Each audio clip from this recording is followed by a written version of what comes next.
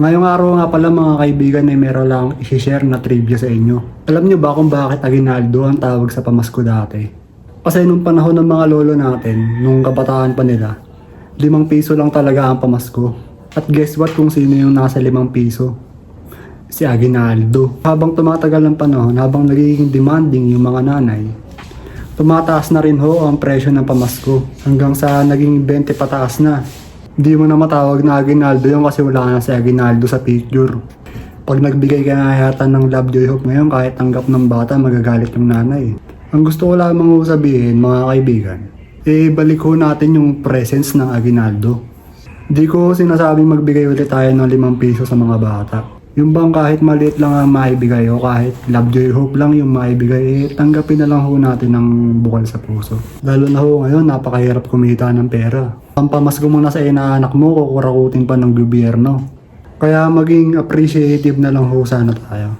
At sa mga magulang, kung pipili ho kayo ng ninong at ninang ng mga anak nyo, kung gusto nyo maging paldo ang mga anak nyo balang araw, maging matalino ho tayo sa pagpili ng mga ninong at ninong ng mga anak natin. Gaya nung talino na pinapakita natin kapag eleksyon. Pumili ho kayo ng mga magaling pumaldo at mga kurakot para pati yung anak nyo hakot. Mindset ba? Mindset.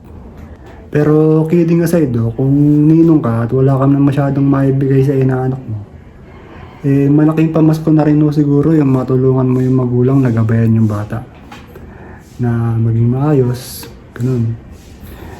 Kaya nga tinawag rin na Godfather, di ba?